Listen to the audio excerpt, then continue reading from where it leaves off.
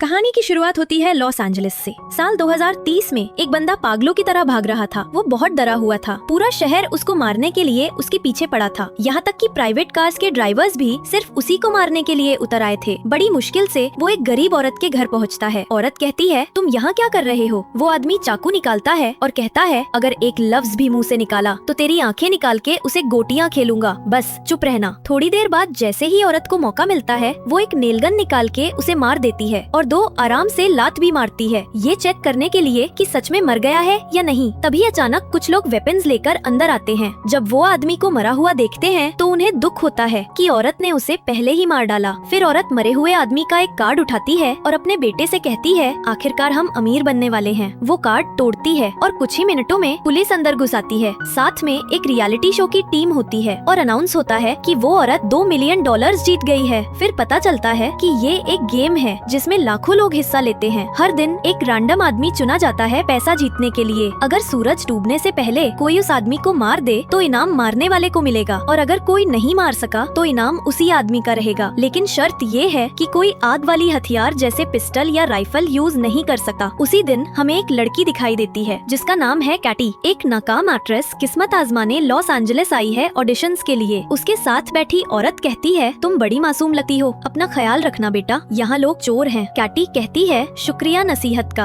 आप बहुत अच्छी लेडी है। औरत उसका हाथ पकड़ती है और कहती है, ऐसा मत कहो, तुम मेरी बेटी जैसी हो। चलो अब मैं यहाँ उतरती हूँ, गुड बाय। थोड़ी देर बाद कैटी जब अपनी कलाई देखती है तो वो शॉक हो जाती है कि उस औरत ने उसकी घड़ी चोरी कर ली। कहती है वो औरत चोर है। वो अपने ऑनलाइन बुक किए हुए कमरे में पहुँचती है। कमरे को देखकर वो परेशान हो जाती है क्योंकि जो कमरा मोबाइल पर उसने देखा था वो तो बिल्कुल अलग निकला। कमरे की मालकिन कहती है, हम अलग अलग फोटोज का इस्तेमाल करते हैं ताकि ग्राहक को फंसा सके। जैसे ही कैटी बेड पर बैठती है तो बेड नीचे गिर जाता है, लेकिन वो मजबूर थी क्योंकि इस कमरे का किराया सस्ता था। उसके बाद एला का मंगेतर आता है और एला से कहता है, देखा कल का इवेंट, कल लॉटरी का इनाम होगा $600 मिलियन। ये सुनकर कैटी हैरान हो जाती है कि ये कैसा मुकाबला है। उसके बाद वो कहती है, मेरा दिमाग मत खाओ, कमरे की चाबी दो, मुझे सोना है। वो लोग चाबी देते हैं और कैटी जाकर सो जाती है। अगले दिन सुबह कैटी उठती है तो चेहरे पर पानी टपक रहा होता है। जब वो छत की तरफ देखती है तो पता चलता है कि ऊपर वाले पड़ोसी का वॉशरूम है और जिन कपड़ों में ऑडिशन देना था वो भी खराब हो गए। वो एला को कॉल करती है, ये क्या बकवास है, उठती हूँ तो लोग मेरे ऊपर पेशाब कर रहे होते हैं, कपड़े भी खराब हो गए। एला कहती है, परेशान मत हो, मेरे कपड़े पहन लो, कमरे की अलमारी में रखे हैं। कैटी सच में वही करती है और ऑडिशन के लिए निकल जाती है। अब सिर्फ आधा घंटा रह गया है ऑडिशन के लिए। जैसे ही वो ऑडिशन वाली जगह में एंटर होती है वो देखती है कि वहाँ और भी लड़कियाँ ऑडिशन देने आई हैं। वो अंदर चली जाती है और सीन परफॉर्म करती है। डायरेक्टर उसे देख के कहता है, जबरदस्त, मगर दोबारा तेरा मुंह यहाँ ना देखूं। उसी वक्त अचानक कैटी का कार्ड एक्टिवेट हो जाता है। वो कार्ड निकालती है और अनजाने में गेम में रजिस्टर हो जाती है। उसे बिल्कुल भी नहीं पता ये कार्ड किस चीज का है या इसने उसका चेहरा क्यों स्कैन किया। बाद में वो गुस्से में बाहर निकलती है क्योंकि वो ऑडिशन में फेल हो चुकी होती है। जब वो जा रही होती है तो पास में बैठी लड़कियों को पता चल जाता है कि वही टारगेट है और बस फिर क्या,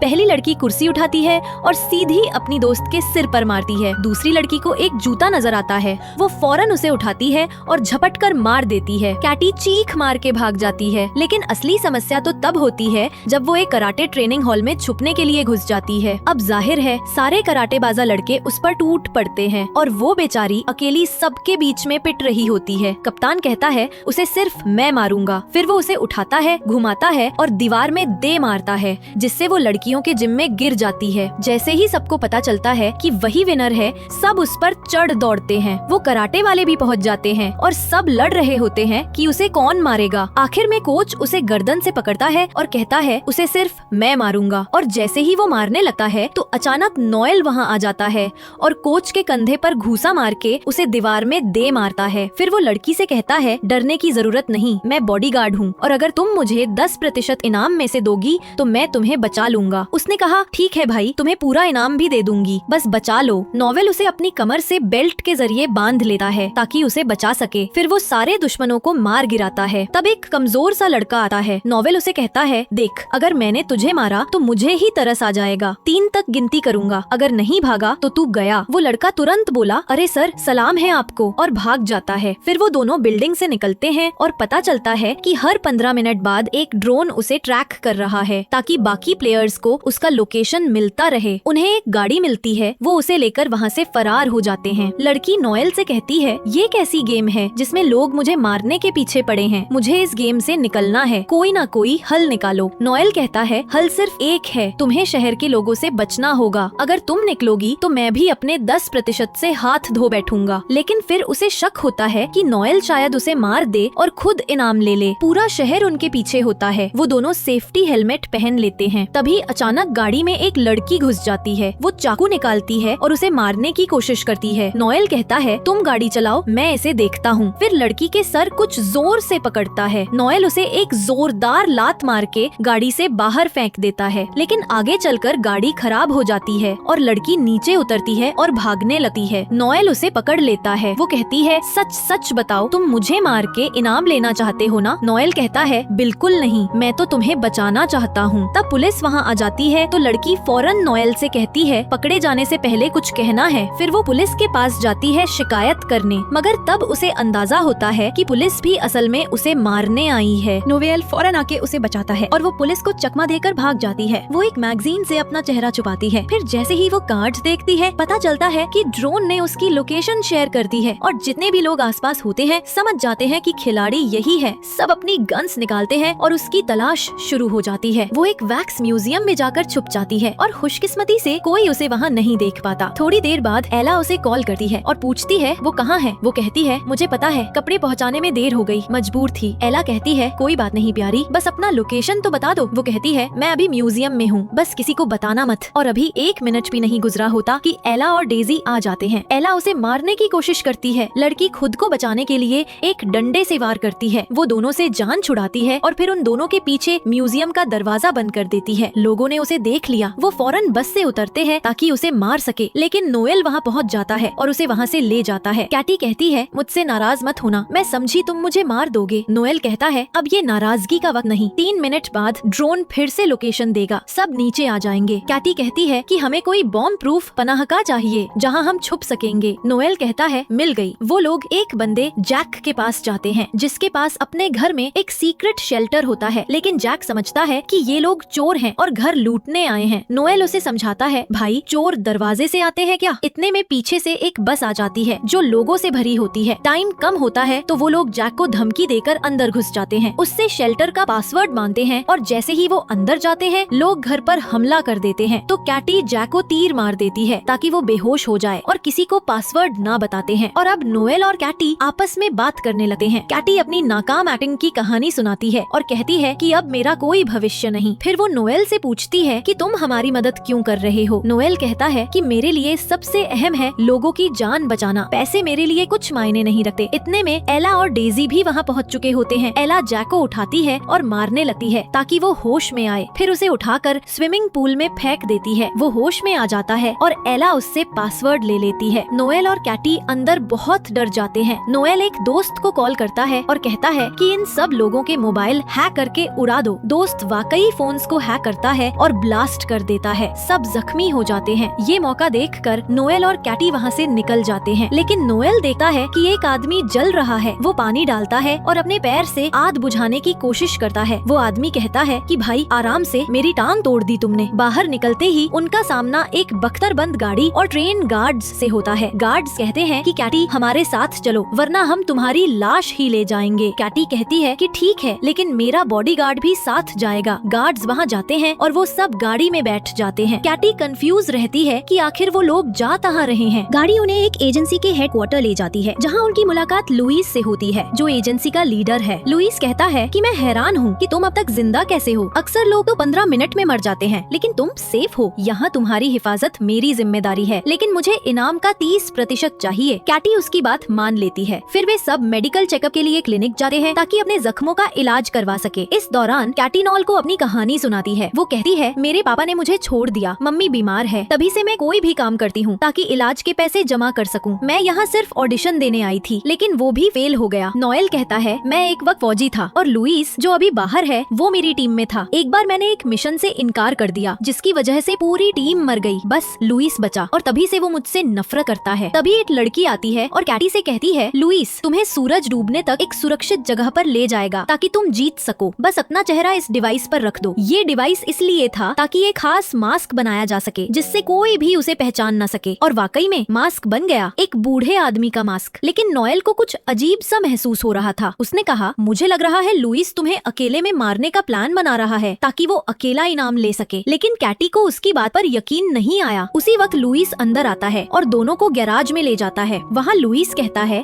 कि कैटी एक गाड़ी में बैठे और नोएल दूसरी में। यही कैटी समझ जाती है कि लुइस उसे धोखा देगा। वो उसे नीचे किक मारती। अचानक लोग अंदर घुस आते हैं ताकि उसे मार दे, लेकिन खुशकिस्मती से कोई उसे पहचान नहीं पाता। तो कैटी लुइस की एक गाड़ी लेती है और निकल जाती है। मगर लुइस नोएल को पकड़ लेता है और उसे इतना मारता है कि उसकी हड्डी तोड़ देता है। जब कैटी भाग जाती है, लुइस उसे कॉल करता है और ब्लैकमेल करता है कि वो नोएल को मार देगा। कैटी कहती है, अब तुम क्या चाहते हो? वो कहता है, फौरन आ जाओ शहर के बीच वाले थिएटर में। और उस वक्त सूरज डूबने में सिर्फ 16 मिनट बाकी थे। लेकिन कैटी ने फैसला किया कि वो नोएल को बचाएगी क्योंकि वो कई बार उसे बचा चुका था। उसने अपने साथ पिस्तौल भी ली। वहाँ पहुँचती है तो देखती है कि नोएल जंजीरों में बंधा हुआ है। कैटी कहती है, अगर तुमने उसे ना छोड़ा तो मैं खुद को मार लूंगी और तुम इनाम से हाथ धो बैठोगे। वो कहता है, आसान है, मैं तुम्हारी अंगुलियों के निशान मिटा दूंगा और अपने लगा दूंगा। कैटी कहती है, जबरदस्त आइडिया, मगर मैं लाइव हूँ और सारी दुनिया देख रही है। वो कहता है, अच्छा ठीक है, रिलैक्स हो जाओ और पिस्तल दो। कैटी कहती है, ठीक है, मगर पहले नोएल को छोड़ो और जाने दो। और जैसे ही वो खुद को मारने लगी, वो कहता है, रुक